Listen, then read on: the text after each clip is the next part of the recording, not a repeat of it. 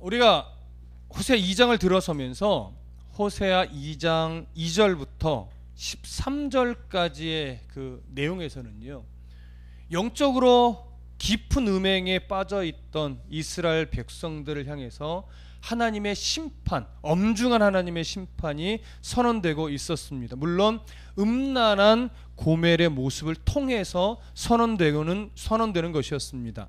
특히 2장 13절을 보시면 그가 귀고리와 폐물로 장식하고 그가 사랑하는 자를 따라가며 나를 잊어버리고 향을 살라 바알들을 섬긴 시일대로 내가 그에게 벌을 주리라 여호와의 말씀이니라. 바알을 섬긴 시일대로 내가 그들에게 벌을 주겠다, 나 여호와의 말이니라. 변개될 수 없는 거죠. 하나님 한번 작정하셨으면 벌을 내리고야 말겠다라는 의지를 정확하게 드러내신 거예요. 자, 이 정도로 하나님이 음행한 이스라엘 백성들에게 벌 주시기로 하나님이 단호하게 작정하셨었습니다. 그렇다면 이제 오늘 본문에서는 이제 이렇게 벌을 줄 거야 뭐 이런 내용이 사실은 기대가 되고 그렇게 이어지면 조금 더 자연스럽습니다. 그런데 오늘 본문은 우리가 함께 읽어서 알겠지만 갑자기 반전을 이루면서 어떤 또 회복의 메시지가 선포되어지고 있습니다. 위로와 긍휼을 주면서 너희들의 본래의 정체성을 회복시켜 주실 것이다, 이런 내용들로 전개가 되는 겁니다. 이렇게 갑작스럽게 회복의 메시지를 전한다고 해서 이 앞에서 선언되었던 심판에 대한 내용이 취소되는 것은 아닙니다.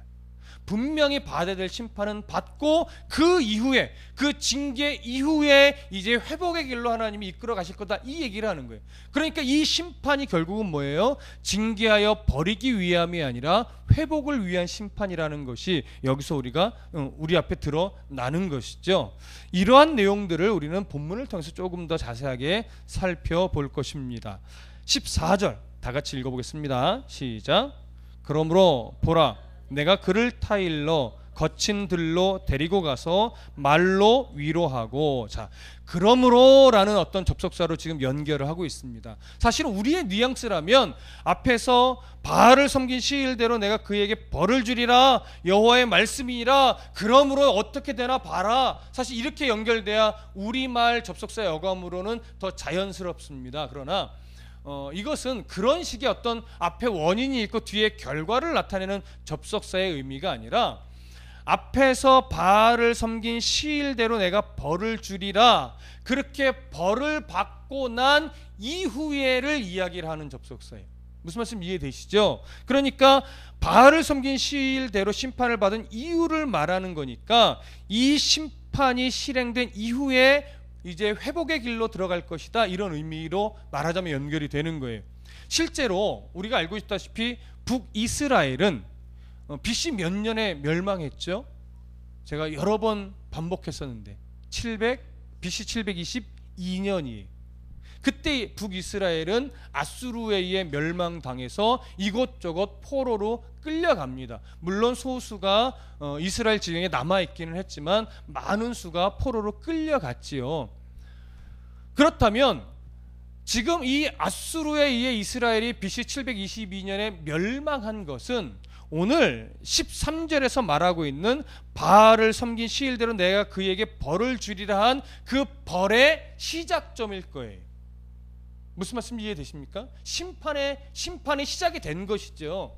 근데 그 심판을 멸망한 기점으로 볼 수도 있고, 그 이전에 733년경에 이스라엘과 갈릴리 산지와 또 요단 동편 쪽이 이미 아수르 지경으로 넘어가고 일부 또 붙잡혀가고 이런 일이 이미 시작이 됐었어요. 그러면 그때부터 심판이 되어진 걸로 또 볼 수도 있겠죠. 어디를 기준으로 보든지 큰 문제는 되지 않습니다.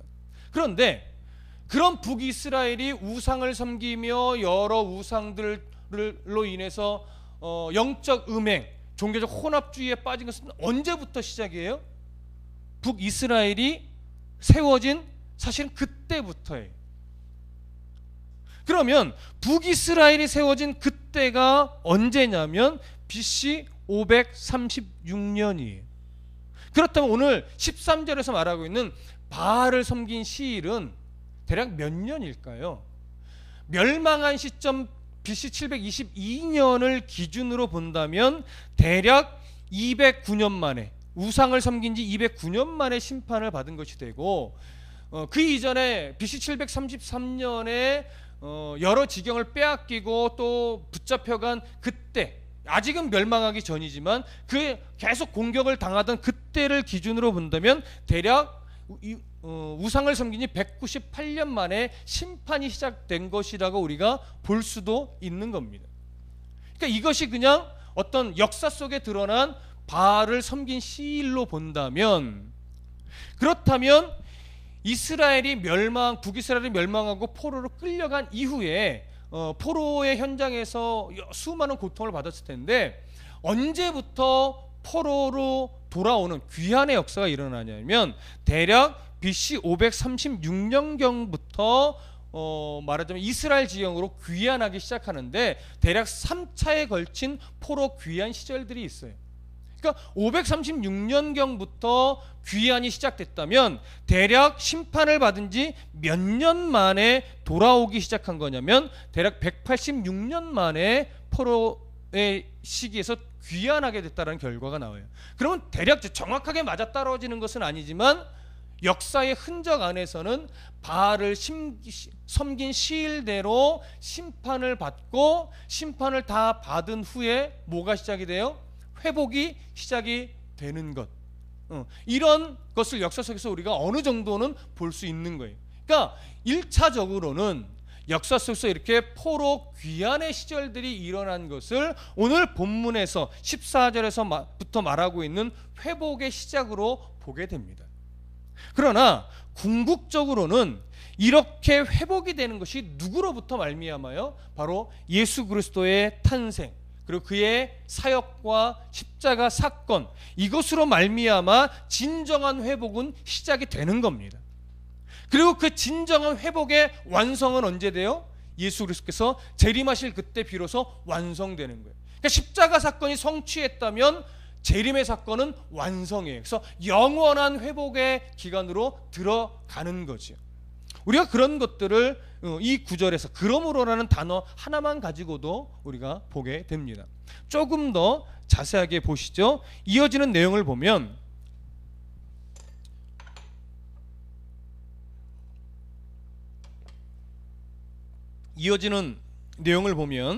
이렇게 되어 있어요. 보라, 그러므로 다음에 보라, 내가 그를 타일러 거친 들로 데리고 가서 말로 위로하고, 이렇게 하겠다고 말씀하십니다. 하나님은요, 이스라엘을 심판을 받게 하신 이후에 그들을 이제 회복시켜 가는데, 심판을 받은 이후에 그들이 이제 어떻게 반응하나 하나님이 기다리지 않으셨어요. 오히려 하나님이 마치 조급하신 분처럼, 하나님이 이스라엘을 회복시키기 위한 어떤 마음의 조급함이 있으신 것처럼 자신이 먼저 가서 어때요? 그들을 타일러서 거친 들로 데리고 가고 거기서 말로 위로하겠다, 이렇게 기록을 하는 거예요. 여기서 하나님의 좀 간절한 마음이 여러분 좀 느껴지셔야 됩니다. 하나님이 이렇게 말씀하세요. 그를 타일러, 고멜을 타일러, 영적으로 음행하여 심판받은 이스라엘을 타일러, 이런 얘기예요. 타이르다라고 하는 것은 우리나라 말 어감으로는 말하자면 윗사람이 아랫사람을 이렇게 권면해주는 어떤 그런 뉘앙스로 여겨질 수 있어요. 그러나 여기서 말하는 타이르다라는 히브리 말은요, 파타라고 하는 단어인데, 이 파타라고 하는 단어는 어떤 때 쓰는 거냐면 달콤한 말로 꼬신다라는 의미예요. 그러니까 총각이 감언이설로 어떤 처녀를 꼬실 때, 이럴 때 사용하는 단어예요, 주로. 그러니까 이게 긍정적인 뉘앙스보다는 부정적인 뉘앙스가 더 많은 단어죠. 그러니까 부정적인 뉘앙스가 많다기보다 부정적인 상황에 주로 쓰여지던 단어예요. 근데 이 단어를 하나님이 사용하셔서 이스라엘을 타일러, 조금 그냥 이 억양대로 하면 이스라엘을 꼬시듯이 말로 감언이설로 설득하여 광야로 데려가신다, 이런 의미예요. 그러면 하나님이 쓰신 이 단어가 부정적인 뉘앙스일까요? 그렇진 않아요. 긍정적인 뉘앙스로 쓴 거예요. 그럼 어떤 의미에서 긍정적인 뉘앙스냐? 하나님께서 이스라엘을 거친 들로 데려가기 위해서 할 수 있는 모든 수단을 동원하여 설득하신다라고 하는 그런 의미죠. 하나님은 얼마나 이스라엘의 회복을 간절히 바라셨으면 이런 표현을 쓰셨을까요? 우리는 그 하나님의 마음, 그 하나님의 열심을 여기서 엿볼 수 있게 되는 겁니다. 그러면 하나님께서 이렇게 설득할 정도로 표현하시면서 이스라엘을 이 거친 들판으로 데려가려는 이유가 뭘까요? 거친 들은 히브리어로 말씀드리면 함미드 빠르 이런 말인데 쉽게 얘기하면 광야를 말합니다. 거친 광야. 자, 이 광야는 본래 이스라엘에게 있어서 어떤 장소예요? 출애굽하여 홍해를 건너 들어간 장소예요. 아직 가나안에 들어가기 전이죠. 근데 그 광야 안에 어떤 산이 있어요? 중요한 산, 시내 산이 있어요. 거기서 이스라엘은 모세를 통하여 이스라엘 백성 전체가 하나님과 뭘 맺어요? 언약을 맺어요. 언약을 맺음으로 말미암아 호세아의 어떤 표현된 그 내용대로라면 하나님과 무슨 관계로 들어간 거냐면 결혼한 관계의 삶으로 들어간 거예요. 언약을 체결함으로 말미암아 하나님은 남편으로서의 역할, 이스라엘은 뭐예요? 신부로서의 역할로 살아가야 했던 것이죠. 근데 그게 또 그런 언약이 맺어지고 결혼관계가 성립된 것이 이 광야라면 그러한 언약관계, 결혼관계가 음행으로 말미암아 깨어진 장소는 또 어디예요? 이 광야예요. 그래서 이스라엘에게 있어서, 그리고 하나님과 이스라엘의 관계 안에서 이 광야라는 장소는 매우 중요한 의미가 있는 장소입니다. 언약을 맺어 결혼관계가 시작된 곳도 광야이고 이스라엘의 음행으로 말미암아 이 관계가 깨어진 것도 광야라면 하나님은 다시 광야로 이들을 설득하여 데리고 오신 이유는 뭐겠어요? 바로 그 자리에서 다시 이 관계를 회복하여 하나님과의 영원한 삶을 살아가는 그 출발점으로 삼으려고. 우리는 그런 의미를 여기서 뭐예요? 엿볼 수 있는 겁니다. 그래서 호세아와 고멜의 어떤 그 관계를 통하여 이스라엘을 광야로 내가 데려갈 것이다 이렇게 묘사하고 있는 겁니다. 그렇다면 다시 오늘 본문 14절을 잠깐 더 보셔서 그러므로 보라 내가 그를 타일러, 이 의미도 우리가 이해했고 타일러서 거친 들로 데리고 가서 거친 들로 데리고 간다는 이 의미도 우리가 지금 살펴봤고, 그럼 데리고 가서 말로 위로하겠다라고 합니다. 말로 위로하고. 그러면 말로 위로한다는 의미가 뭐냐? 문자적으로는요, 어떻게 번역하는 것이 문자적인 번역이냐면 그녀의 마음에 대고 위로의 말을 할 것이다 이런 얘기. 그녀의 마음에 대고 위로의 말을 전해주는 것인데 이 의미는 단순한 위로, 그냥 단순한 위로를 의미하는 것이 아니라 마음속에 하나님의 법을 새겨 넣어서 스스로 자발적으로 하나님의 말씀에 순종하도록 이끌어 가시겠다 이런 의미가 여기에 기본적으로 담겨 있는 겁니다. 그래서 이러한 하나님의 마음이요, 이런 하나님의 마음이 그의 마음에 대고 내가 말을 전하겠다, 위로하겠다 이런 하나님의 마음이 그 이후 이스라엘의 역사 속에서 여러 하나님의 사람의 입술을 통해서 증거되어져 왔어요.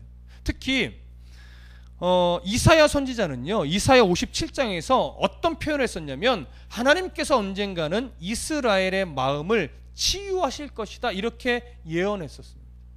그리고 또 예레미야도 이런 표현을 했었는데 예레미야 31장에서는요 하나님께서 그의 백성들의 마음에 새 언약을 새길 때가 올 것이다 이렇게 선언하기도 했었어요. 또 하나 에스겔 선지자는요 에스겔서 11장에서 하나님이 돌과 같이 굳은 마음을 제거하시고 부드러운 살로 만들어진 마음을 주실 날이 이를 것이다 이렇게 선포하기도 했습니다. 그렇다면 결국 이 말은 뭐예요? 이스라엘의 마음을 하나님의 마음으로, 하나님의 법으로, 하나님의 뜻을 아는 것으로 가득 채워서 그 하나님을 아는 삶을 살아가고 순종하는 삶을 살아가게 만들겠다라고 하는 것이죠. 그렇다면 이 메시지는 이 마음의 위로하겠다라고 하는 이 메시지는 언제 절정을 이루냐면, 잘 들어보세요. 세례 요한이 어디서 회개를 선포했죠? 광야에서. 무슨 말인지 아시겠습니까? 세례 요한을 통해서 예수님의 오실 길을 예비하며 세례를 베풀고 회개를 선포했던 그 세례 요한의 사역을 통해서 마음에 위로하겠다라는 이 말씀이 절정을 이뤄요. 그리고 언제 이 말씀이 성취가 돼요?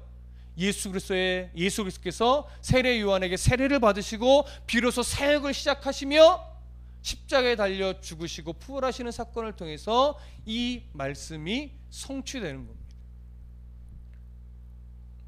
우리는 이러한 하나님의 마음을 이스라엘의 역사, 그리고 예수님이 오실 때까지 역사 안에서 충분히 발견할 수 있습니다. 그 마음에 새겨 넣으시는 은혜가 이스라엘뿐만이 아니라 새 이스라엘이라, 영적 이스라엘이라고 불리는 우리들에게도 똑같이 뭐예요? 적용되어지는 거죠. 그래서 이것을 요즘 우리가 잘 듣는 표현대로 하면, 날마다 우리는 뭐예요? 하나님을 아는 지식에 새로워지고 하나님을 아는 것으로 끝나는 것이 아니라 그 하나님을 아는 지식을 마음에 새겨 바르게 순종하는 삶을 살아가려고 애쓰는 거죠. 이게 뭐예요? 오늘 본문에서 말하고 있는 말로 위로한다는 말이에요.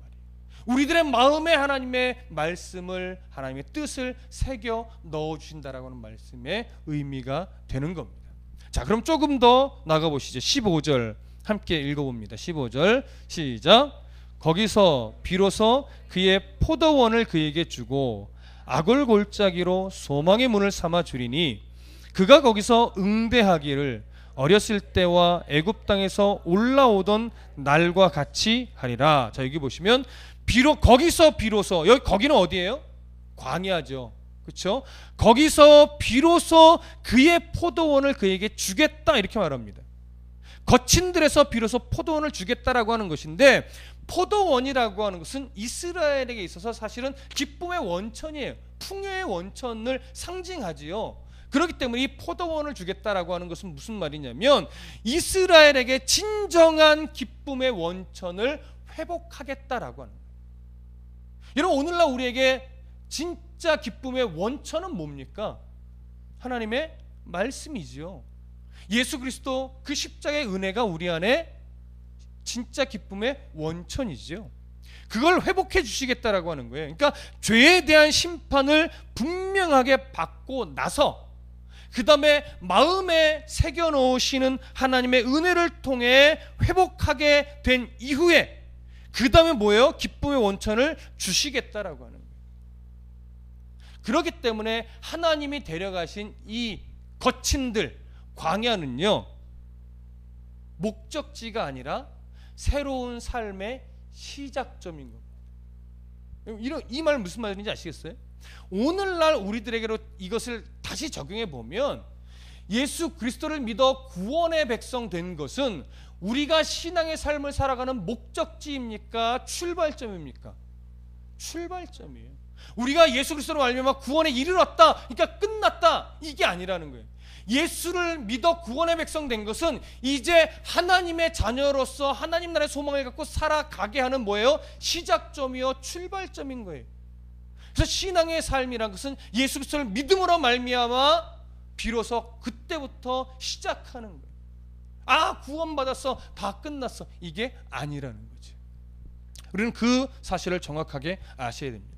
자, 이어지는 구절을 보면 포도원을 그에게 주고 구원의 은혜를 회복시켜주고 말씀의 은혜를 회복시켜주고, 그 다음에 그의 포도원을 그에게 준다면 뭐라고 얘기하냐면 악을 골짜기로 소망의 문을 삼아 주겠다 이렇게 말합니다. 악을 골짜기. 악을 골짜기는요, 문자적으로는 무슨 의미냐면 괴로움의 골짜기예요. 그러면 여러분, 악을 골짜기가 누구로 인해서 붙여진 이름입니까? 여호수아서, 우리가 살짝 아직 안 배웠어요. 몇 장 더 가면 배우게 되는데, 아간 때문에 악을 골짜기라는 이름이 생겨나요. 여호수아 6장과 7장에 보면 어떤 사건들이 일어나냐면, 여리고성 전투에서 하나님의 방법대로 이스라엘이 순종하여 대승을 거두는 장면이 나오죠. 그 다음에 아이성 전투를, 더 작은 규모의 아이성 전투를 하는데 아이성 전투에서는 완전하게 패배해요. 근데 성경은 그 이유를 누구 때문이라고 말해요? 아간 때문이라고 말해요. 왜요? 아간이 여리고성에서 승리했을 때 여리고성 안에 있는 모든 물건들은 다 하나님 것이니 그 누구도 손을 대지 말고 다 하나님께 바쳐라, 이렇게 하나님 명령하셨어요. 근데 아간이 아유 요것쯤은 뭐 라고 생각하고 일부를 훔쳐서 자기 장막에 감췄어요. 사람은 속일 수 있어도 하나님은 속일 수 없죠. 끝까지 그는 모르실 거야 하면서 끝까지 속였어요. 그래서 결국 하나님이 그를 찾아내셨고 그를 골짜기에서 돌을 던져 죽게 만드는 심판을 받게 했습니다. 그리고 아간이 죽은 그 자리에 돌무더기를 쌓고 아골 골짜기다 이름을 이렇게 불리게 만들었던 것입니다. 여호수아 7장 25절과 26절에 그 내용이 있는데 제가 읽어드릴게요. 여호수아가 이르되 네가 어찌하여 우리를 괴롭게 하였느냐? 여호와께서 오늘 너를 괴롭게 하시리라 하니 온 이스라엘이 그를 돌로 치고 물건들도 돌로 치고 불사르고 그 위에 돌 무더기를 크게 쌓았더니 오늘까지 있더라. 여호와께서 그의 맹렬한 진노를 그치시니 그러므로 그곳 이름을 오늘까지 아골 골짜기라 부르더라. 이렇게 기록되어 있는 데서 우리는 확인할 수 있습니다. 그런데 하나님은요, 이러한 흔적이 있는 아골 골짜기 이 자리를 그냥 고통의 자리로 넘겨두시지 않고 그 자리를 무슨 문으로 삼아요? 소망의 문으로 삼겠다고 지금 말씀하시는 겁니다. 호세아 시대의 이스라엘도 하나님께서 취하지 말라고 했던 모든 우상의 물건들을 취하여 섬기는 범죄를 저질렀어요. 그래서 그들을 어디로 끌려가게 했어요? 각 아수르의 여러 지경으로 포로가 되어 끌려가게 하셨어요. 그런데 하나님의 마음은 그렇게 포로로 끌려간 자리에서 너의 인생을 끝내라 이렇게 말씀하지 않으셨어요. 그 자리에서 다시 뭐예요? 소망의 문을 열어주겠다 이 얘기를 하는 거죠. 1차적으로는 뭐예요? 포로 귀환을 이야기하는 거예요. 아까도 얘기했지만 1차적으로는 포로 귀환하여 이스라엘 땅으로 다시 돌아오는 것을 의미하지만 궁극적으로는 그 소망의 문은 우리에게 무엇을 보여주는 거냐면 예수 그리스도의 십자가 사건과 재림의 소망을 통해서 우리에게 무슨 소망을 가질 수 있는 존재가 되어 하나님 나라의 소망을 갖는 존재로서 우리를 바꿔놓으시는 겁니다. 그러니까 이 소망을 가지고 살아갈 수 있게 해주시는 것, 절망의 자리에 고통으로만 남겨두시는 것이 아니라 봐라 지금은 고통 중에 있지만 너희들이 다듬어지고 훈련되어 너희들의 마음에 기쁨의 근원이 회복되고 말씀으로 채워지면 너희들의 인생의 소망이 어디 있는지 알게 될 것이다. 어디에? 이 땅이 아니라 하나님 나라에. 그럼 그 소망을 갖고 오늘도 이 땅에서의 훈련을 잘 견뎌내고 그 소망 때문에 기쁨과 감사로 살아갈 수 있을 것이다. 그래서 절망의 자리에서 우리는 하나님 나라의 소망을 볼 수 있는 그러한 대단한 자녀들인 거예요. 대단한 백성들인 거예요. 그런 은혜를 하나님 우리에게 주셨습니다.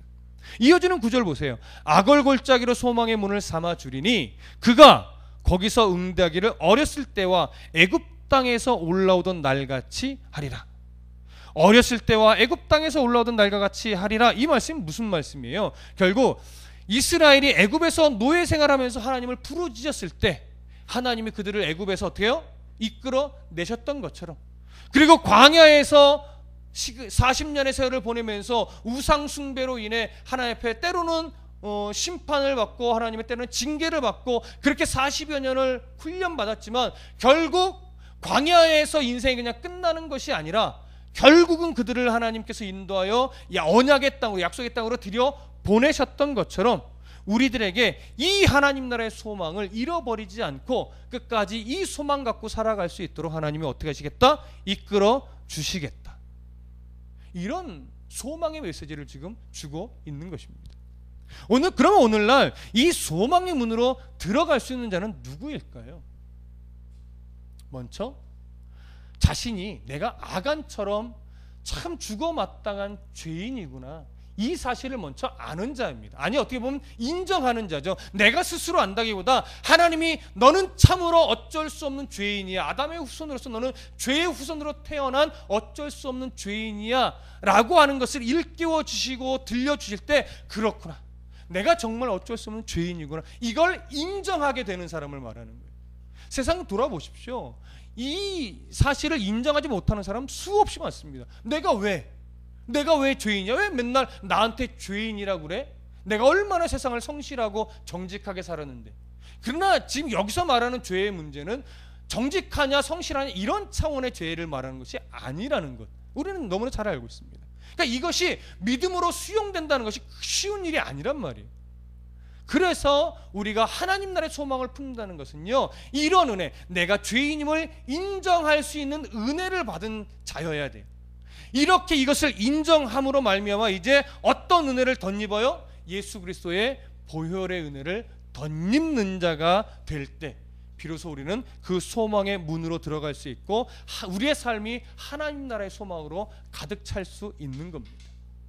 그래서 신앙인의 삶이라는 것은 뭐냐? 오늘 본문에 입각한 시각으로 풀어보면 하나님 나라의 소망으로 가득 채워가기 위해 오늘도 부지런히 이 소망의 문을 통과하는 것. 우리의 삶은 늘 자꾸 편안한 것, 좋은 것, 많이 소유한 것, 이런 것로 인해서 그 문에서 살짝 벗어나게 자꾸 세상은 만들지만 그런 것에 미혹되지 않고 끊임없이 우리의 삶의 발걸음을 이 소망의 문이 이끌어가는 그 곳으로 가기 위해 애쓰고 몸부림치는 것.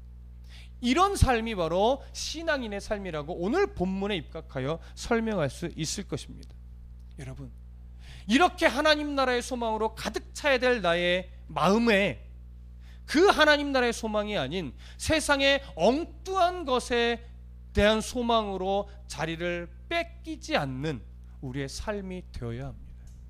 다른 것에 뺏기지 않고 끊임없이 나의 이 마음에 하나님의 말씀으로 새기고 하나님 나라의 소망으로 새겨서 견디고 이겨내고 또 달려나가는 일에 애쓰면 하나님이 그런 우리의 삶을 정말 아름답게 소망으로 가득가득 채워주실 것입니다. 이러한 은혜가 저와 여러분들의 삶에 그리고 여러분들의 가정과 자녀들에게 깊이 깊이 묻어나기를 간절히 소원합니다. 기도하겠습니다.